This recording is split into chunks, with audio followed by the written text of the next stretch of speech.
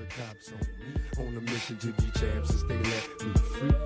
Prepare for combat, my adversaries crumble. Face it, I got a reputation for damage. Busters get ready to rumble. They lock me in a cell, have me trapped in a living hell. Though not guilty, I'm still in jail. Brother, I serve my time like a soldier. Maintain composure. My shadow boxing, a fight to the death. Busting boulders. Every boxer with a pair of gloves. Best give up love. Here's a man from the makings of a thug. A lethal weapon, mind sharp. And in my heart, there's a wish to shake the world with the flurry of my black fist. Now once a high school dropout, now I'm the $1 million champ who's the next to get knocked out. Straight out of Brooklyn and worldwide. What's going up? What's going up? What's going on? Yeah, what the fuck, man? Because you said what's up. See, we don't. This is how we started. All fucked up. What's going on, everybody? Another episode of Chief Seats Box Show. Angelo here with my boy JP. JP, what's up, man? I went AWOL. I was shooting a movie with Robert Downey Jr. Yeah, no shit, right? We're Avengers. Oh, we told you we were going to be back together. It's been a while. How long, man? It's been a month at least, right? It's been a minute. It's been a minute, man. But when it's the biggest fight of the year, real fight, not the not the most bot fight, but the most important one probably of the year, you got to come back together. First things first, follow us on Twitter at Cheap Seats Box, iTunes, rate and review. You will be the next unofficial sponsor.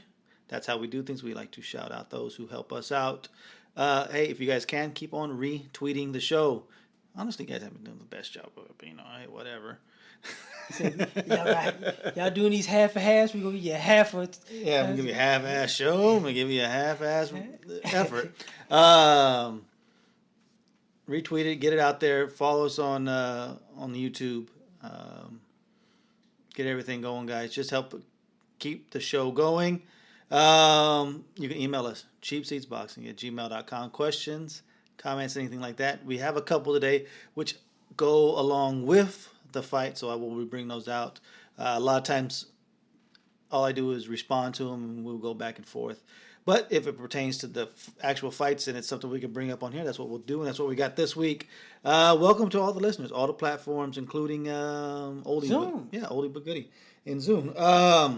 So, last weekend, Superfly was the headlining card. The headlining fight brought along the most... Talked about. Yeah, there's no other way to put it. Sirsa Cat, whatever. Sorarungvasai. One of them names. Sorarungvasai gets the TKO stoppage of Roman Chocolatito Gonzalez. The end of the road, as far as I'm concerned, for Chocolatito. It was coming. It had been coming. I didn't think it was going to happen. I was way off on my prediction, but then again, so was most everybody else with this one. But you know what? There's not much to say other than Sorarungvasai, he continued what he started in the first half of the last fight, even though you thought he might carry, you figured it would probably carry on from how it finished. That's not exactly how it went. A lot of times in these rematches, how the second half of a fight goes is generally how the second fight goes, and this was the exact opposite. There's a lot been said. Chocolatito didn't look very enthusiastic even going into the fight. He looked kind of whatever, but you know what? That's Rungvasai's credit to him for that, because if this was an easy fight, he would have got through it, but because it was going to be a rough, tough fight, it wasn't. JP, what'd you think, man? I think the intentions and the power were separating the fight from jump. It seemed like Rungvasai had a lot more on his shots, and he meant to cause some damage. I think Chocolatito just didn't answer the bell in this one. He just, he wasn't really mentally there. And you could tell it was just something off. And everybody sees it when fighters, when you notice that it's not like they may still be focused, but something's off. Like something's really on their mind that caused them to be just check out. And he was checked out. Mm-hmm. You put Rungvasai putting the pressure and that power on him? I think that adds to it.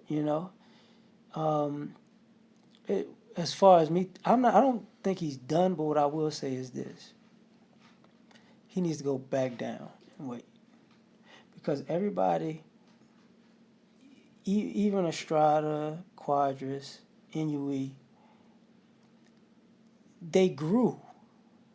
You know what I'm saying? He didn't. That's his size is his size, and some people could go up, but he can't right now because I think when everybody is his size, he can handle that. You know, that seems more fair. But because everybody's bigger, he has to go through a war because he has to do more.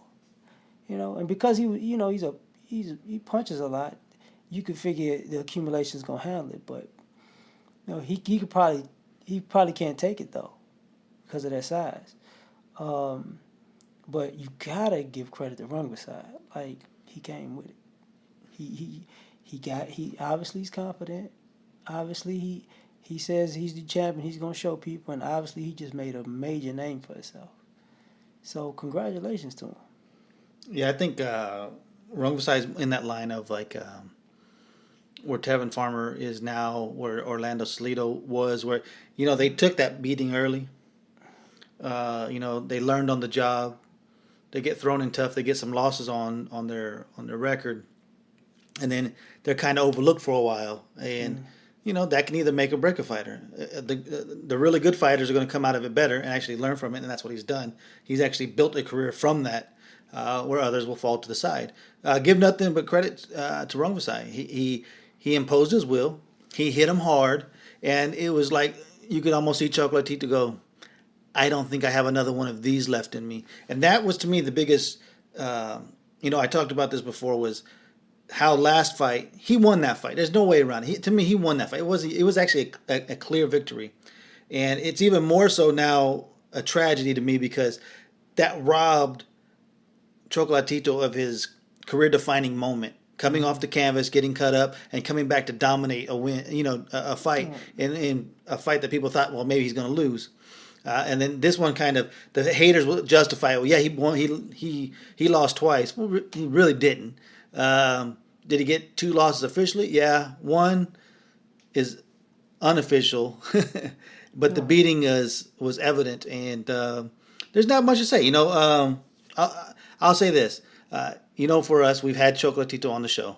So, and I've never really talked about this, but me and Chocolatito, over the years, we will DM each other back and forth before fights and talk. We not long, but just quick little back and forths. And we've been doing that for the last couple of years. So in a way, it's like, that sucks because it's like, it's like, there's nothing to say at this point.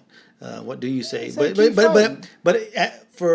to have any kind of, I wouldn't say relationship, but at least the communication back and forth with a fighter over the years, this is the one I actually have had the most. Right. And so it's like, man, it sucks. I guess I can say it now because, he's not at the top of the mountain, so there's nothing for me to gain out of it.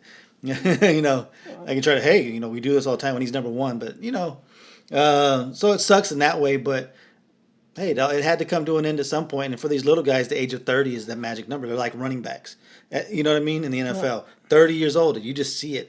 And, this was brought up, and the fact that his trainer died last year, the guy that was a father figure, the only trainer he had, some fighters never recover from it. Mike Tyson never recovered from Customato.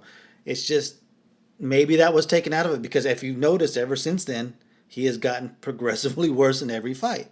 But it doesn't take away from the career he had. Doesn't take away from the fact that he was probably the best fighter, the most dominant fighter for at least 3 divisions, and halfway through one. He came up against a guy who was just his kryptonite. And that's his Vernon Forrest. That's all it is. Me personally, like I said, just go back down in your way. Like you said about the trainers, that I think partially that's the same thing that happened with Miguel Cotto. That changes your comfort level. And people don't really realize. People sometimes don't realize how important people are to a certain person, because that person's the star or whatever, but they get their inspiration from somewhere. And it's hard to recreate the inspiration that's probably been built for a decade or two. It's just not a replaceable thing. But I say keep fighting. Just go back down to your that one lower class. And for those hating on him and trying to say, see, he was never the best at this and that, whatever. Because when you saw the two guys in the opening bout in Juan Francisco Estrada and Carlos Cuadras, two guys that he beat, and you see how tough Cuadras is, and you see how skilled Estrada is, and he beat Estrada with ease, and had a tough, but I thought clear victory against Cuadras. That shows you where Chocolatito was. Well, what a fight! What a performance by Estrada. It seemed like he gave away rounds, but that's not how I saw it when I was watching the fight. I know that that's how it was viewed by most, that he was giving away a lot of early rounds. But I saw about the third round where Cuadras was hitting him after he would finish every exchange. Mm-hmm. If Estrada had a 1-2 for him, then Cuadras was going to follow up with a 1-2-3 at the end, and probably two of them going to the body. And about the third round, that all changed to me. It started to swing a little bit. About the end of the third round, I started seeing Estrada starting to answer the flurries, where he was finishing the combinations, finishing the exchanges. What do you think, man, about the fight? Kind of, like I said before, I was gonna pick Estrada in a close fight that was gonna go back and forth, and I think Estrada had more tools to work with. But just like you said, it was one of those moments where the fighter knew the intangible thing to do to get ahead.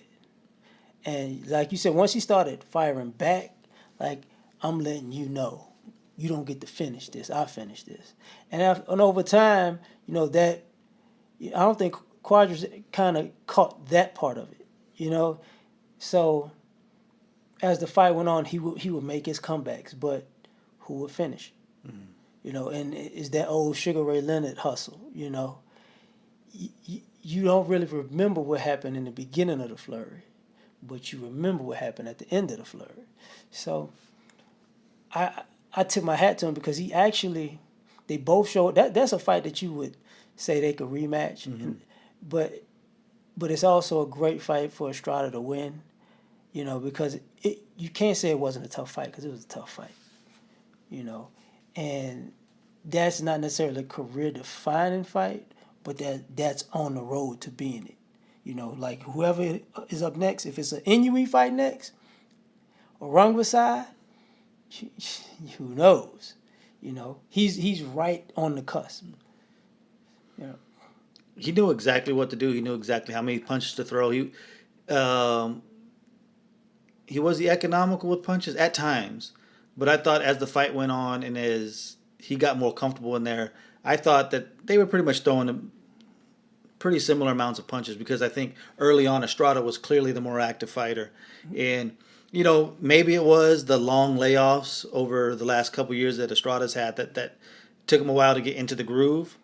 I'm sure that had something to do with it, but also the fact that he knew exactly how to handle this type of fighter and knew that he had to bide his time. He had to just wait for Estrada to almost, to shoot his load, so to speak, because after about the fifth round, Cuadras was fighting with his mouth open. He had let a lot out of the tank that first half of the fight, and where he was still tough enough to give it back in the second half, it was clear that Estrada was the more effective, the bigger punches. I mean, he had the knockdown at, what was it, the eighth? I think it was the eighth round. I'm thinking of the other. And it was clear, even though I thought Cuadras won the first half, I thought it was much closer than what other people saw, especially on the telecast. And that second half of the fight, it was very clear who won that second half of the fight. I don't think it was that close the second half. And Estrada showed, like we always say, that the Mexican style is such a bullshit stereotype, because both of these guys fought in more of a calculated effort, where you would say, yeah, Estrada was more, Cuadras was more like what you would think that was closer to that typical Mexican style. But it wasn't. And yeah. Estrada was more just pure boxer. I mean, does he get hit? Will they exchange? Yes, but he's got dog in him, but to me, it was more kind of it was almost a smaller version of what a guy like Crawford does. He bides his time. He's looking for the openings, and pretty soon he's going to be making you pay for the mistakes that you're making, the holes that you're leaving for him. You know, one of the smaller things about the fights, Quadras is usually the bigger guy. Well, he was thicker, but I was like, damn, Estrada is like, I don't know if he's gonna be able to. How long is he actually gonna stay in that weight? Well, he just barely came up to it. That's the thing too. He's only fought like 3 fights or 2 fights. And I'm looking at him like, dude, you kind of filling out for that weight. Like you might wind up going up, you know, because I'm looking at him like I can't say you've been eating you a flyweight, but you look kind of big now, dude. Like. I think Estrada is now about 26, I want to say, because we forget how young he was the first time he fought Chocolatito, going through, you know, the fights with, was it Tyson Marquez? I think he fought, and Giovanni Segura. I don't know if he fought Segura, but I think it was Tyson Marquez through the Chocolatito fight, this fight. You know, he's 26 now, but it was like we forget how young he was when he first came up. So, he's going to be filling out through these weight classes. Like, there's no way, he started down at, when he fought Chocolatito, it was 108. You know, then he went up, he kind of chased Gonzalez to 112, chased him to 115, was going to get the rematch if Gonzalez comes through in this. It doesn't, but it sets up an intriguing match if they make it next in Rungvisai in Estrada. They can still make a good card. I mean, like I look at it like, okay, Chocolatito is not an odd man out, but so who should fight Inoue? Chocolatito or fuck that bullshit. Quadras? No, I would say Quadras because, we'll come back to that. But I want to say let's make note of what happened with the announcing of the score when Michael Buffer called them both the winner. 3 identical scores of 1-14, 1-13 for your winner, Carlos Estrada. It harkened back to a time, and I talked to the boys from Tail to Tape, and we were laughing about it, and I was like, go back, and I remember this. We even talked about this on our show. God, this was 3.5, 4 years ago when Felix Sturm and Sam Solomon fought in Germany, and Michael Buffer goes, from Deutschland, the winner from Australia, the winner is Sam Solomon. He had said like 4 times, the winner is Solomon, because they couldn't hear because the fans in Germany are going crazy. This harkened back to that, where it was like, hold on, there's a correction. Your winner, Juan Francisco Estrada, is like... I like Michael Buffer because after that I saw more the internet. He says, I had a Steve Harvey moment. Yeah. Well, you actually had 2. Yeah. You had one before Steve and one after Steve. One was just in Germany. I mean, most people didn't see that one. But, yeah. He was hilarious. And then number 2, there was something that was just slipped through there when they were talking about going to the scorecards, and they were talking to Harold Letterman, and he was talking about how his daughter was he married to Max DeLuca, right? And they say, well, we don't always agree on all the cards, but we don't fight about it. And once those cards are done, they're done. And I think Max says, well, the one thing you do agree upon is the love for your daughter. And he starts laughing. And Lampley, being a dick, and a guy who, was divorced a few years back, says, so far. Like, what the fuck? I don't know how many people caught that. Like, literally saying, he ain't got no problems with it yet, but trust me, as a younger piece of ass comes around, he's probably going to get tired of your daughter. But a lot of people didn't even hear that, because I'd have been like, motherfucker, who you... Yeah, that's pretty disrespectful, man. They let the shit slide. Now, would he be able to do that again? I don't think so. I think it was one of those moments where he got the old man look, you little son of a bitch. we'll finish this in the parking lot. Yeah, exactly. Because I think even later on that night, he was laughing at Andre Ward. He said, yeah, Andre Ward says he could beat Anthony Joshua. It's like, I wouldn't do that because Andre Ward is the type of guy to be on with you commentating and say, what the hell you say? What the hell you laughing at? Like, you're having a bad week with this. But as far as you're talking about, would Estrada maybe fighting, or not, I mean, Cuadras maybe fighting Inoue, I think that would be a great step up because the guy in Nieves that Inoue made his debut against, not much to say. He's a full-time banker, part-time boxer.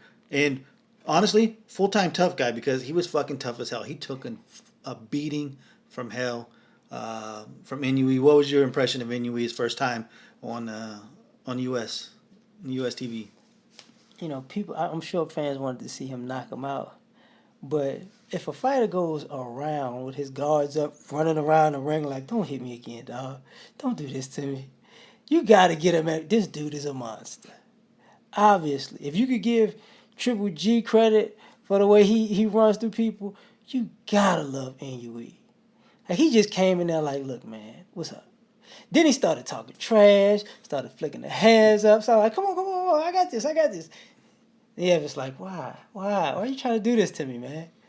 I like the father. Like, look, you ain't gonna have to stop it. I'm gonna stop this. So what's not to like about Inoue? Like, real talk. Like, what's not to like? It's certain fighters. You just like him. And he's one of those guys because you can hit a little thud every time he throws a shot, and he's trying to throw a bunch of them. Like, yeah, I got this one. And just like that, hook to the body. Mm-hmm. That was some cold-blooded, dirty type stuff. I'm going to hit you again. Boom. Yeah, those body shots was insane. And I think he has the ears of James Toney. Because I could have swore Ward was like, maybe he needs to hide it with another shot and then come back to him. But then he hit him with a hook. Wow. Like that. Yeah. Bam, right? I was like, you know what? This guy knows what he's doing. He's definitely got personality. He's got the pop. He has a body attack. Like and athleticism. He really can hit every demographic of fan. There's something like that every type of boxing fan would like some aspect of Inoue's fight game. When you look at him like in front of the Mexican crowd, because it's a heavily Mexican crowd, and how are they not going to fall in love with a guy who attacks the body in a way that Julio Cesar Chavez Sr. would be proud to do? Those body shots were next level, something we haven't seen in years. That type of attack to the body, constant attack to the body. I think I even said it when I was talking about this fight that he's probably going to knock him out from a body shot at some point. You're going to see him go down. That's not how it happened, but that was exactly what led up to the stoppage of the fight. A fight with him and Cuadras, I think that's exactly where it needs to go because Chocolatito he's not at that level. He's not at the Inoue level at 115. He's just not. Could he teach the young kids some lessons if he was 100%? Yeah, but he's probably going to fall to that body attack. Cuadras is not going to really... He's not the type of fighter to really exploit defensive weaknesses, but he will actually test your mettle. How deep are you willing to go? When they talk about going into dark places, going into those trenches, how deep is he willing to go? My thought is he's willing to go very deep, but I want to see it against a guy like Cuadras. Yes, he's come up short against Estrada. Yes, he come short against Chocolatito, but he does have a win against Rungvisai. So he's definitely credible. I mean, to me, this just, this was perfect. This is exactly where you want to go because it was a 5-man show. It turned into to be a 4-man show because of the way Chocolatito went out. So why not have one of the losers go face Inoue, and then the mandatory, which was, what Estrada and Cuadras fought for, give them the title shot, and then we can unify after that. Why not? Almost a mini tournament, almost like the World Boxing Super Series type thing, playing out on HBO at the super flyweight division.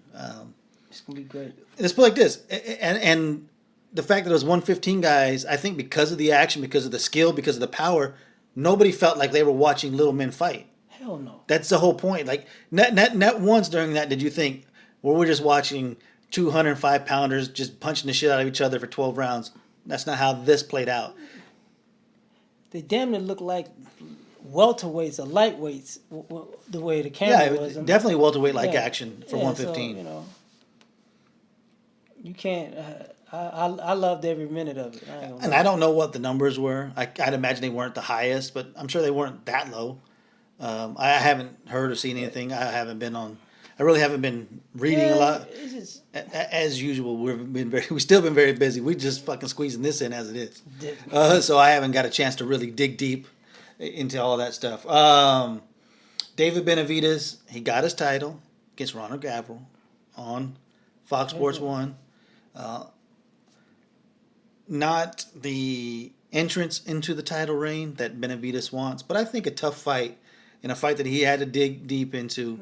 And I think for young fighters, when they take this step up, I think this is good because in ways, when it comes too easy, then what is to motivate you to keep on working your ass off? It's like, this is easy.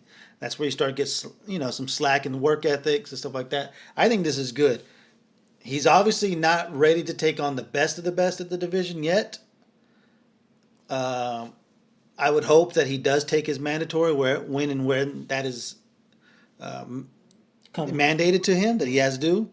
But I can guarantee you, by the way, how close this fight was, that he's going to definitely take a little bit of easier touches in the next fight or two.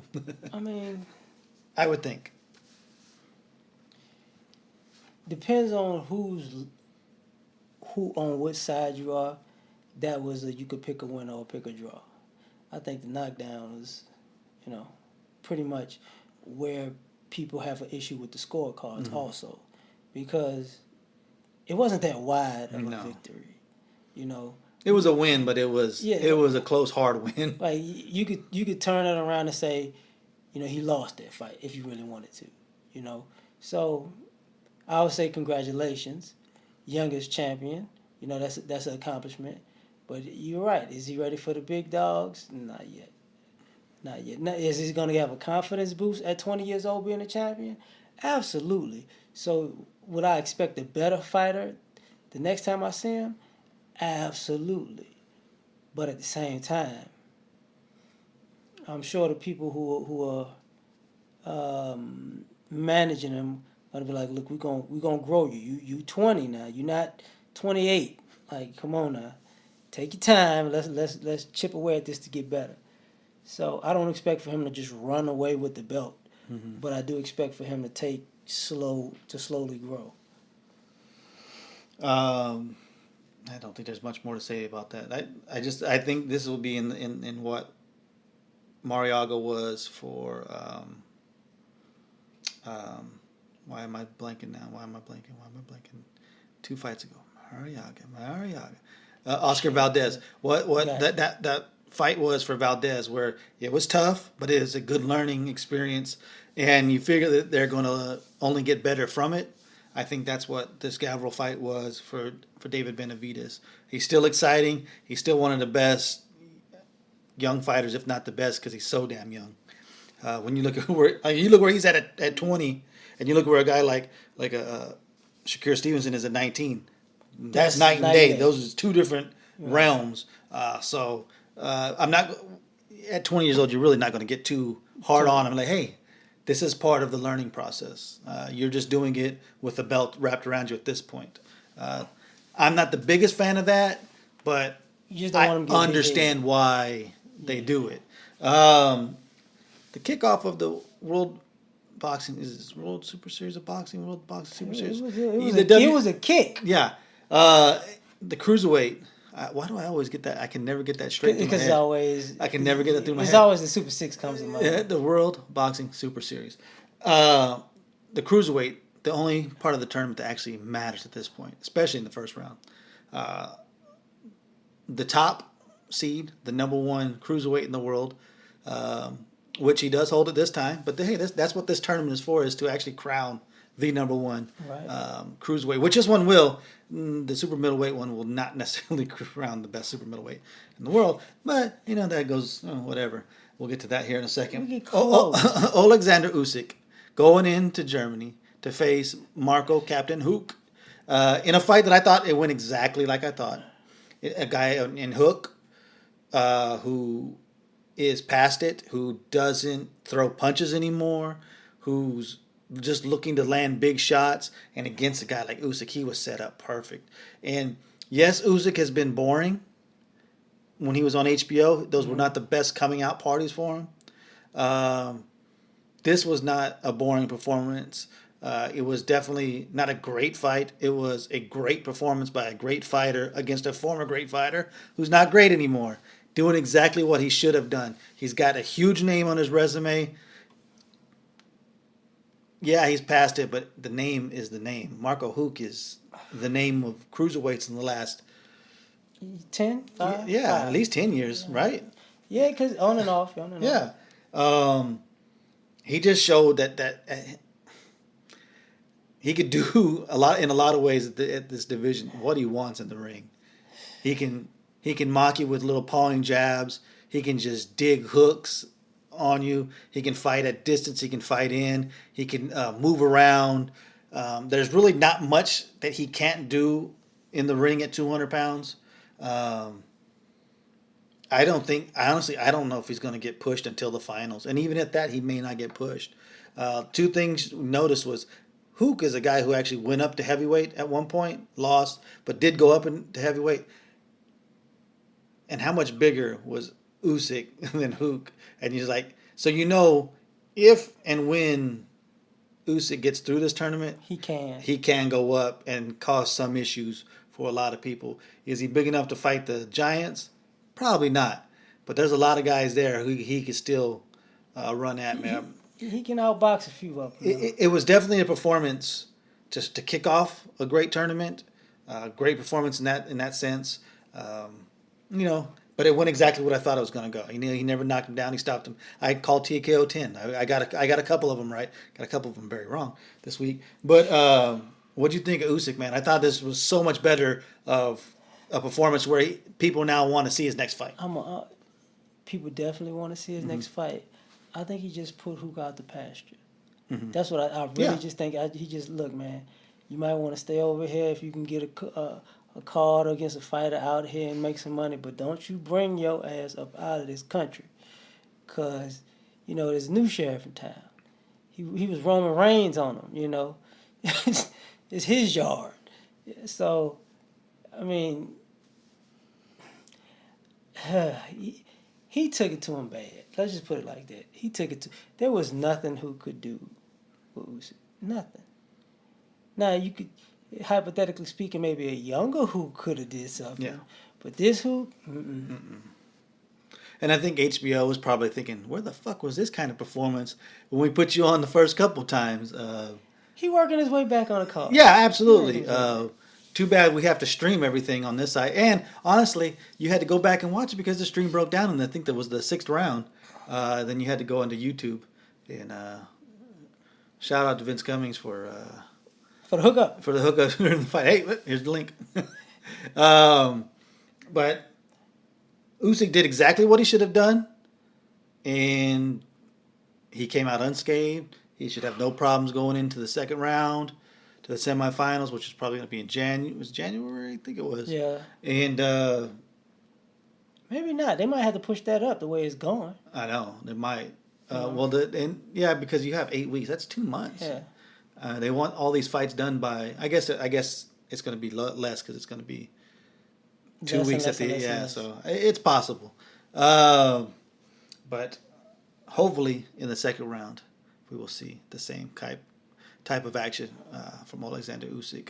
And the next fight is next week or it's this weekend. This weekend, but it's not. No. That's the next cruiserweight is next weekend in San Antonio, and we'll see. Yeah. Oh, because I ain't buying no tickets. I put in for some free ones. We'll see. Okay. Yeah, maybe on the Riverwalk. Like you were saying, the start of the super middleweight tournament starts this Saturday. Callum Smith, the ever-present top prospect for the last 10 years, against Eric Skoglund, coming down for reasons I don't know. I guess they couldn't fill in that whole bracket. Look, what is Callum Smith? The second, I think he's second seed in this tournament. It kind of tells you where the talent level is in this bracket, and honestly, these ain't ones versus 16, say NCAA style, because they could lose. Some of them could lose. It's more two versus 15 where it could happen. I'll take 6 versus 12. The 5-12. 5-12 always. Yeah. But look, if Callum Smith doesn't totally dominate Skoglund, then we know why they haven't seemed to be really forcing the hand of getting Smith his title shot, because he's been number one contender for like 2 years, a top prospect for 10. I think he's 45 years old now, finally getting his first crack at the limelight. This ain't even a title shot. He pulled out of that to get into this, and I can get why, because the money is fucking right. You would say he's too big for Skoglund, but Skoglund's coming down, so he's not. This will be a good size matchup, but this is going to be, Skoglund is coming down. He's been fighting at 175. This is set up for him to shine. But like I said, this side of the tournament, the 168 tournament, to me doesn't start until the semifinals. These matchups are not really that intriguing. You could have some tighter than you want matchups in the first round, but like in the cruiserweight side, there are a couple fights you like. The top 2 seeds, nobody thought Usyk was going to lose. Nobody thinks. My God, my brain is fucking fried. Marat Gassiev is going to lose. But those other 2 matchups, they're very tight, It's just other people at 168. Like, I don't see the people in that division beating James DeGale. I don't know. I don't know about that. I don't know about. DeGale has really not been that great. I know that. That's my point. Yeah. But still. How would a guy like Benavidez fare in a tournament like this? He still would have a legit shot. Like I said, this is definitely the weaker of the 2 tournaments, and you would almost wish that the majority of the total $50 million was on the cruiserweight side, because they actually deserve it. Yes. Because you have the best names in the division. Better fighters. Yeah, all around better everything. Better matchups, better fighters, more competitive first rounds. Like I said, once you get to the semifinals, there's going to be some drama. But I think this first round, this is just an afterthought compared to the cruiserweight. Because even with the 2 guys who don't have a name, go ahead. No, I think the cruiserweight has by far the better fighter. So these guys better be the better marketers. Because just as a boxing fan, I really don't want to see them. And I might be cold about saying that, but I would rather watch the cruiserweights. And that's saying a lot in this day and time, because cruiserweights don't get no love. Mm-hmm. It's just, yeah. And then people might say, you hating on the UK. Not necessarily. It's just these guys just don't. Sorry. Yeah. And like I was saying, like even like the guys like Dordikos and Kadrayashov, they're not known, but the fact that it's 2 knockout artists, it has people excited where you're like, I don't know who's going to win this fight. They have an idea, but it's like, one punch changes this fight easy. Even Brady's and Mike Perez. Marius Bradis and Mike Perez is like, Mike Perez could pose some fucking issues for him. He'd look solid coming down the cruiser. He could pose some threats. But, I mean, Eubank Jr. and Neil Durham, whatever the fuck his name is, and Groves and Jamie Cox. It's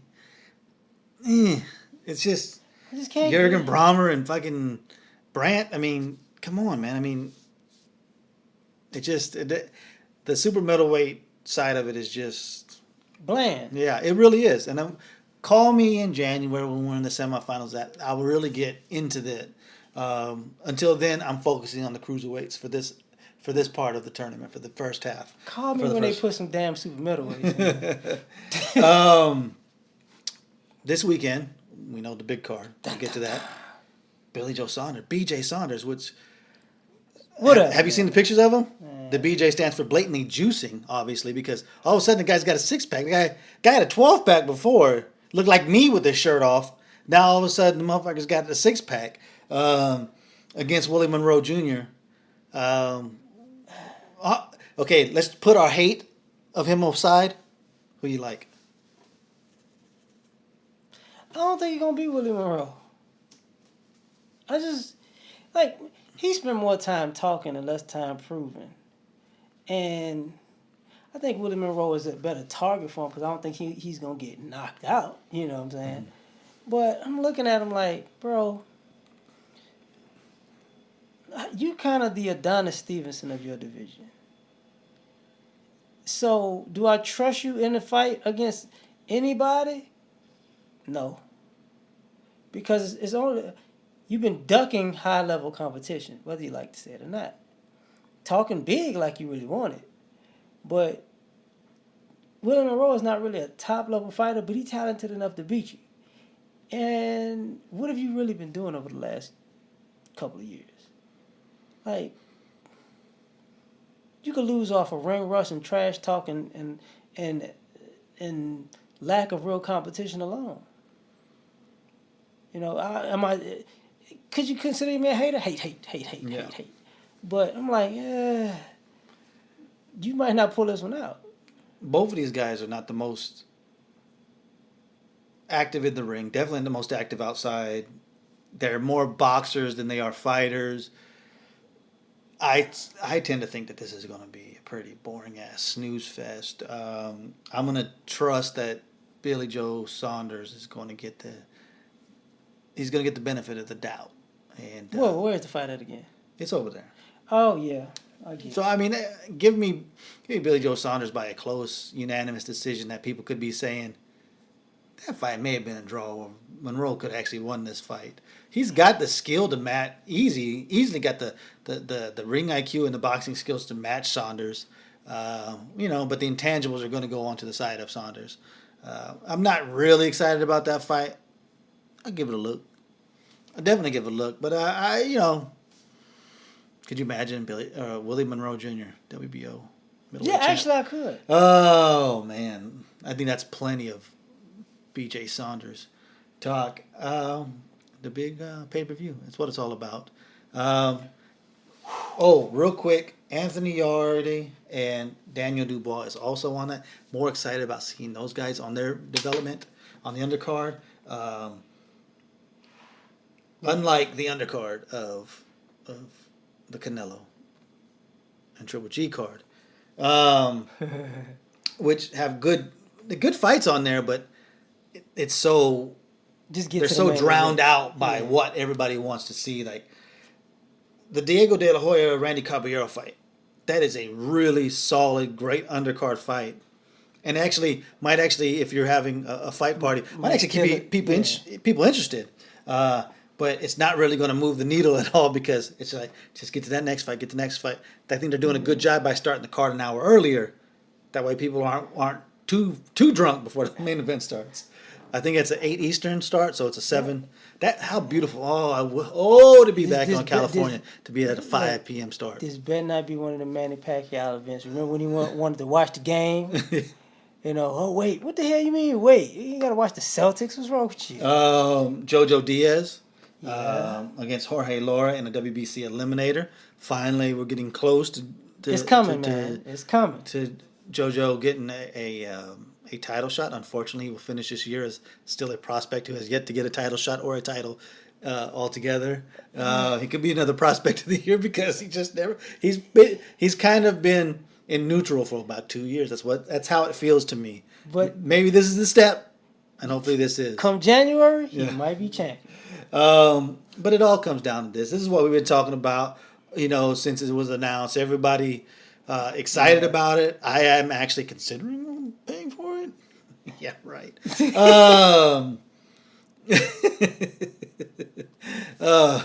And I will say this. I was wrong. I thought this fight was not going to happen until May of next year.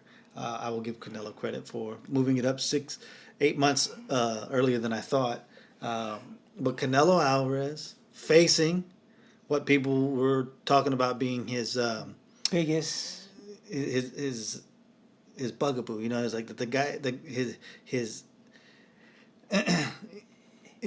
it's like his worst nightmare at the middleweight division. This is why he was hovering around, doing the 155, go down to 154, go up to 164 and a half, doing everything he can to hide from Triple G. It's like Triple G is his John Wick. Yeah, that's what he is. He slid over a couple of gold coins to him here. Why don't you go ahead and wait for me a little bit longer? Here comes the boogeyman. Yeah, that was it. His boogeyman. That's what I was looking for. Look, this has caught everybody. Like, this has big fight feel to it. The whole week has felt like something is coming. Something is coming. It's not anymore. You don't have the type of name power, the type of star power that moves the needle now that Pacquiao's on his way out. Mayweather has been retired for 2 years now. I don't think he's done anything in the last 2 years, has he? He robbed a bank. Oh, well, maybe. I have yet to see that, so I don't know. I haven't seen the footage, so I can't trust that it's true. I'm going to call him Ocean's 50. I know where we've stood on this fight for a long time. But now that it's gotten here, Canelo coming in at his absolute strongest. What is he, 26 now, 27? Mm-hmm. I mean, he's literally at his strongest, at the peak of his physical prime. And Triple G coming in, maybe a little bit on the back end of it. Not as strong as people thought he would be against Kell Brook. Some thought he lost against Danny Jacobs. Mm-hmm. I had him losing the fight. Yeah, it is what it is. Did I think that he was dominating the fight? No, by no means. It's just when you add up your scorecard, this is how my scorecard added up. That doesn't necessarily mean I don't think Jacobs got the best of him. But just when I added up, made it more competitive than everybody exactly. else. Yeah, it was definitely to me a 1-point fight. To me, at the best, it was 6-6. That's it. I mean, it's just and the knockdown. So that was the thing. So has your opinion changed? Who you got and why? My gut is telling me Triple G's gonna win. But I kept saying I'm not betting against Canelo because he's smart as shit in that ring. And it's like a battle because I'm thinking to myself, okay, who's got the advantages? Who's the better boxer? Absolutely Canelo. He's younger. But here's my problem. Can he actually hurt somebody his size? That's all. Like, he's always been known as a puncher, but when I look at him, I'm like, when it comes to people your size or around your size, you don't really knock them out.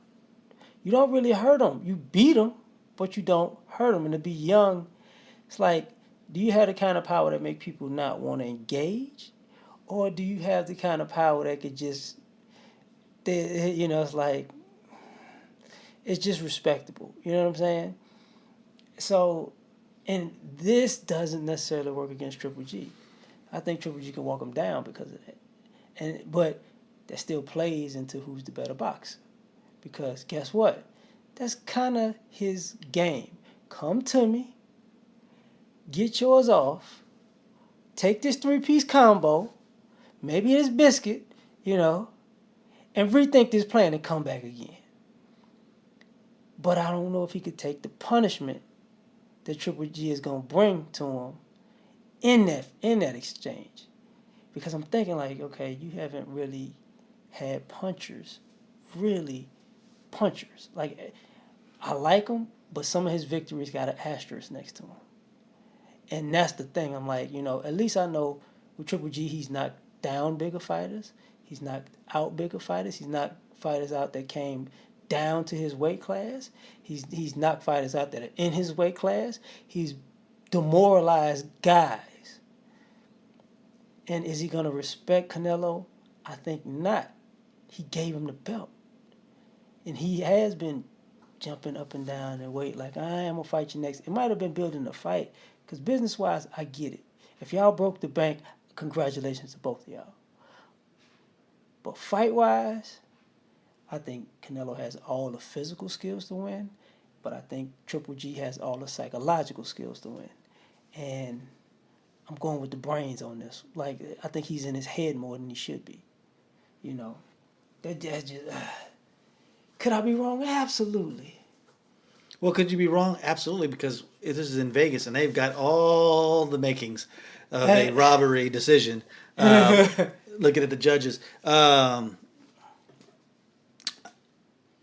think for Golovkin, I think the number one punch, the number one most important punch of this fight is going to be the jab. He's going to have to jab like he did against David Lemieux.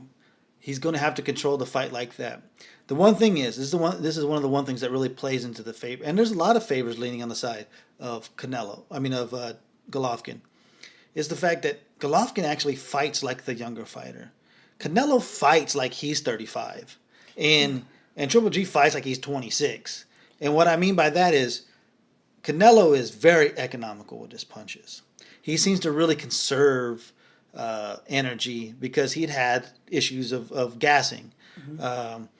He seems to be a guy who doesn't step on the gas unless he has to, which is what a lot of older fighters do. He likes, he's very happy just sitting on the outside. If you're going to give him an easy win, he's going to take the easy win. He's not going to do, if you're showing little resistance, he'll pick his spots and he'll hit you, and he'll hit you with some clean shots, and he'll put his stamp on the fact that he's winning a fight. But he's not one of those guys who's like, oh no, I got to put on a show and I got to show the crowd what's up. He fights like an older fighter. He fights in the way of a Mayweather. He fights in the way of a Hopkins, where it's very measured. It's very methodical. He's not going to put out a 26-year-old effort where he can fucking just step on that gas and go. Where I think Golovkin, even though he's not really that type of fighter, he's closer to that type of fighter than Canelo is. So the jab is going to be big. The lateral move, not the lateral movement, but the side to side movement just from the hips in Canelo is going to be very important. Is he going to have? He needs to have the upper body movement of what he had against Austin Trout. That's what he needs to see. We need to see from him for this to be, to me, a competitive fight. Whether or not the decision goes wherever, we're going to take that out of the equation when we're talking about all this. But he has learned a ton from his loss against, I guess it's really his only loss. Some people say he has 3, but his loss against Mayweather. He's a better fighter since then. He has grown by leaps and bounds. Canelo is the most overrated, underrated fighter in all of boxing. Underrated by the haters, overrated by the ones who love him. But he is definitely one of the best fighters in the world. There's no way around it. I don't like Canelo. And I can admit that. This is going to be a very close, tough fight. I think the jab is going to be key. I think the fact that Canelo really doesn't go to the body a lot is going to be his downfall, because he's going to need to put, what's Teddy say? Water in the basement, whatever that bullshit is. But anyway, he's not going to put that that deposit in the bank, whatever the fuck he wants to say. You gotta put that deposit. Yeah, but I don't think he's going to do what it takes early on to keep the pressure of Golovkin off of him. Because if he wants to go to the ropes and bring Golovkin in, Golovkin's going to oblige him. And I don't think that Canelo's going to hurt him. Could he get his attention? Absolutely. Could he get his respect? Sure. But I just don't see anything. I haven't seen anything from Canelo that would say that he's going to hurt, that he could hurt Triple G. And I haven't seen anything from Triple G that says he really can be hurt.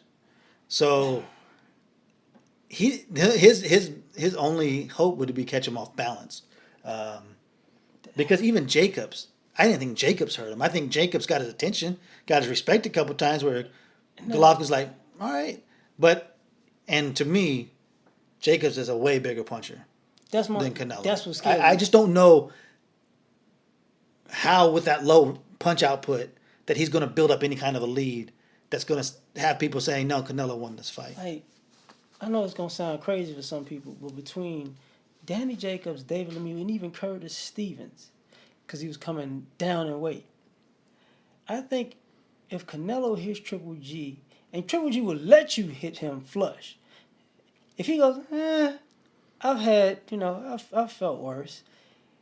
If that happens early, that's a bad sign. Because, I was kind of one of my coworkers about this. I said, well, the one thing that bothers me about Canelo's power is, remember, he couldn't finish Cotto. Now, when you look at the size difference, you like, man, you need to get Cotto out of there. He couldn't finish Angulo, and Angulo was drained for that fight. He couldn't finish Chavez, but Chavez was there to be a punching bag. That's what bothers me. Yeah. Like if I was to put Gennady Golovkin in that same scenario, that fight would. He stops every single one of those guys. It wouldn't make it to an end. It wouldn't. It just no. So that does he have the mind to adjust? Absolutely. I think his biggest thing is he has an element of surprise because we've seen him grow so much. We don't necessarily know what he will do in the fight right now because he's always good at adjusting. You're like, because he makes his adjustments look easy. But this ain't gonna be. This is really gonna be a battle, a testament of will. Like, can you really? This would, if he would have knocked out Kirkland with Aaron Wolf the way he did, I think he'd be like, look, man, I could do this. It ain't no big deal. But it's like, can you really knock out, can you really even hurt Triple G?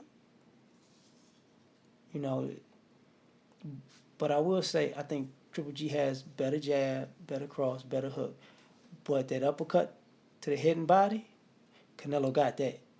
And if he can, and he's always kind of like Cotto. If you throw that punch, I don't care who it is, they're going to feel it. You're going to have to throw that uppercut to the body.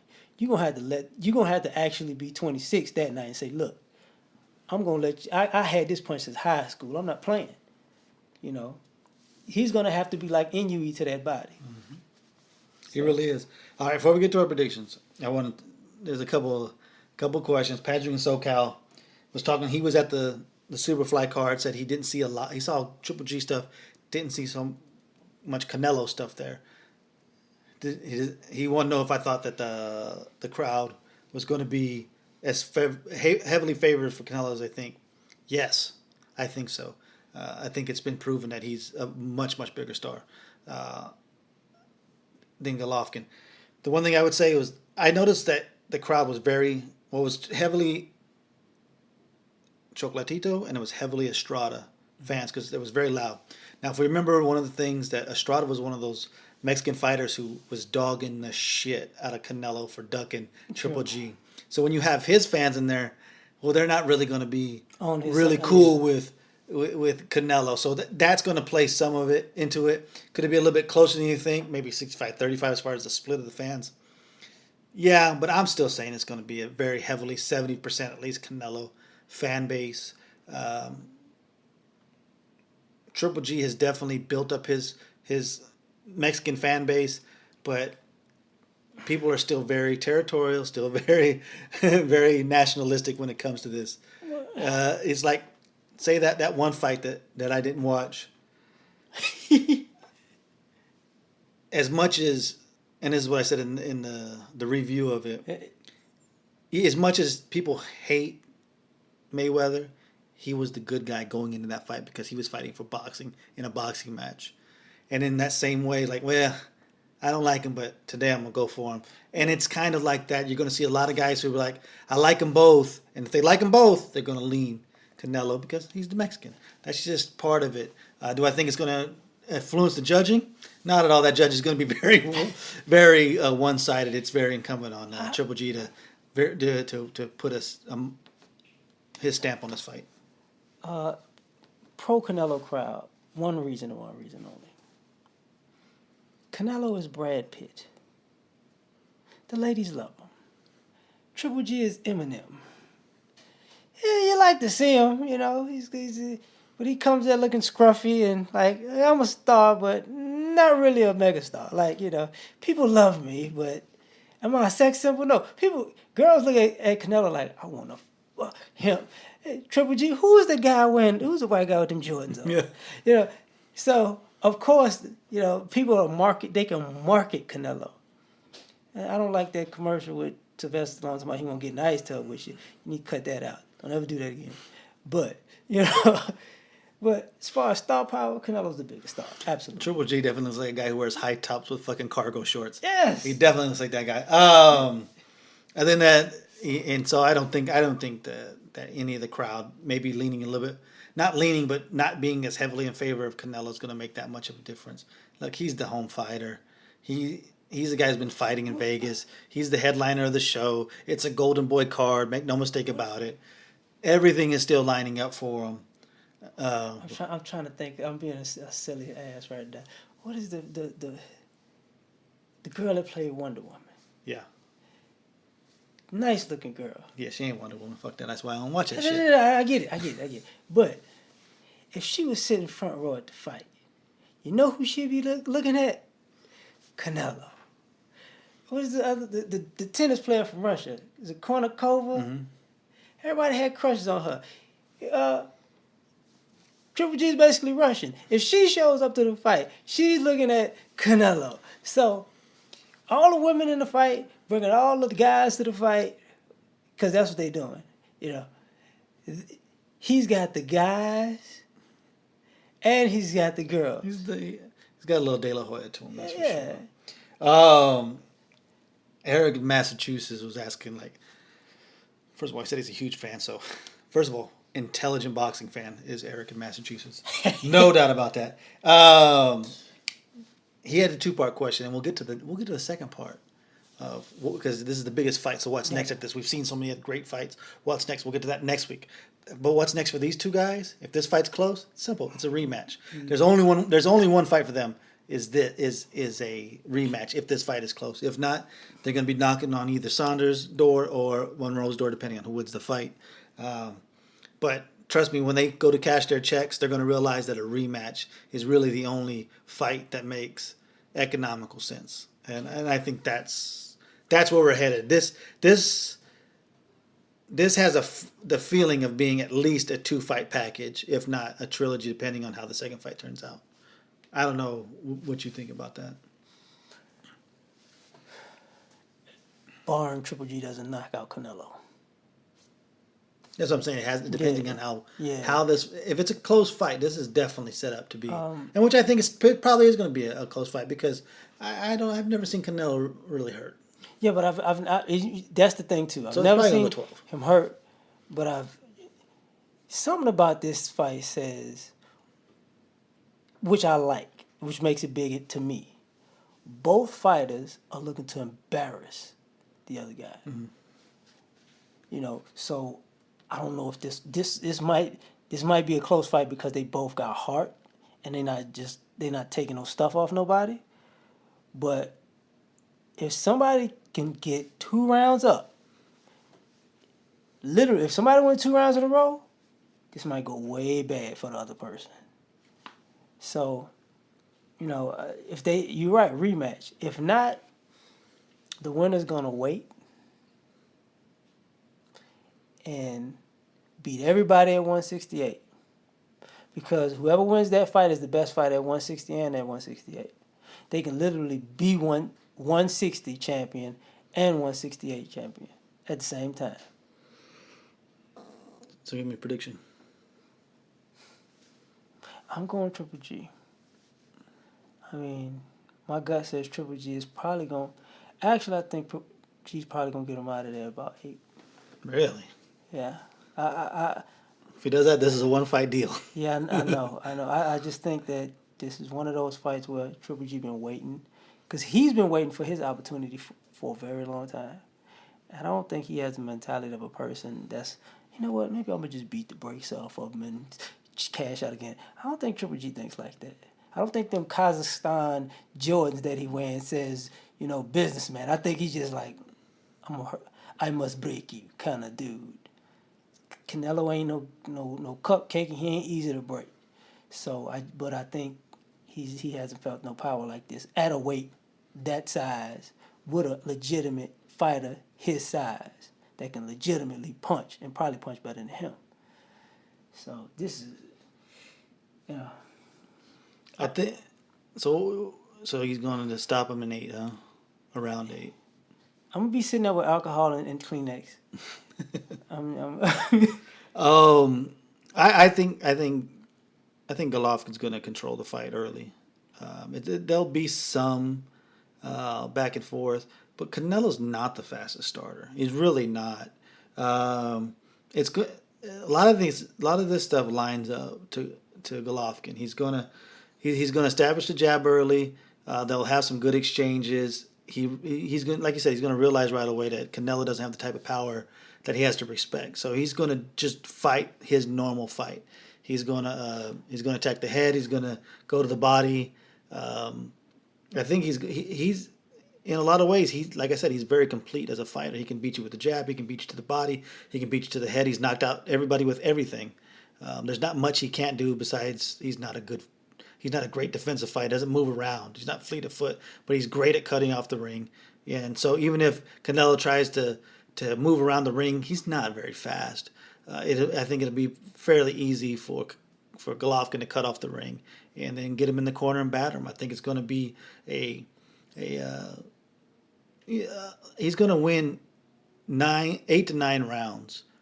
I think Golovkin's going to, or what they will call in Vegas, 115, 113. I think Golovkin's going to win probably a split decision. It's probably going to be a split decision no matter what. He's going to have to fucking dominate the shit out of him. Or, decision-wise, going to dominate him to get a unanimous decision. Anything in the 8 to 4 range, somebody's going to have a draw or Canelo's going to be up on one card. I didn't think about this. I thought about this earlier and I forgot to say this. One advantage that Canelo really does have, he's a sharper puncher. Yes. And if he was slick about it, I'll be sharp, hit him with 3 shots, and get the hell out of Dodge. Hit, stick and move, damn it. Because sharp punches look a whole lot better than... I think he could definitely have a lot more of the cleaner, better-looking punches, absolutely. Yeah, so... I forgot. No, because he's the kind of fighter that sits back and he's looking for those kind of shots. Yeah. And when you're a fighter who's very economical and you're looking for those type of shots, you tend to land more of those clean shots. It's just it just comes with the territory. It's just how it is. And he's skillful enough to do it. He can take advantage of some of Golovkin's defensive weaknesses. Absolutely. And especially if Golovkin doesn't respect his power. And he's there to be hit. Mm-hmm. Well, Canelo hit you with some good shots. He's stealing rounds. Like it or not, he's going to steal rounds that way. So, he needs to be more in your mindset than in my mindset. Cause I would do, if I was Canelo, I'd do the same thing Floyd did to him. Hit him with sharp shots at angles and engage when I want to engage. Mm-hmm. But his problem is his feet. Sometimes he just looked like he's planted like cement, and other times you're like, oh, he's light on his feet. That's really, the enigma of this to me. Mm-hmm. So we both got Golovkin in a close. You have him stopping him in 8. I got it a close fight on the scorecards. Maybe not as close in the fans' eyes. Didn't have time. I guess we'll talk about Ortiz and Wilder next week. We'll get that in there. And then we'll get to the rest of Eric in Massachusetts' question about what's next. Well, maybe that's one of the next things because maybe that opens up pathways to bringing together heavyweight champions again. JP, is there anything else, man? I mean, we really ain't got much else. I can go through I can go through the whole spiel. Let's do it again. Follow us on Twitter, Cheap Seats Box. We're back together. So rate and review, please. iTunes, be the next unofficial sponsor. Retweet the show. Email us. You know all the good stuff, man. JP, go ahead and take it away. This is where the fighters fighting fans commentate. And we do it just like you. See, because you've been doing it. We both been doing it. You wanted to do the whole thing. We do it just like you for the cheap seats because we ain't buying no tickets. God damn it. Peace. That I'll never be shamed again. Again, I'll be the next heavyweight champion. Call me crazy, but no one can fake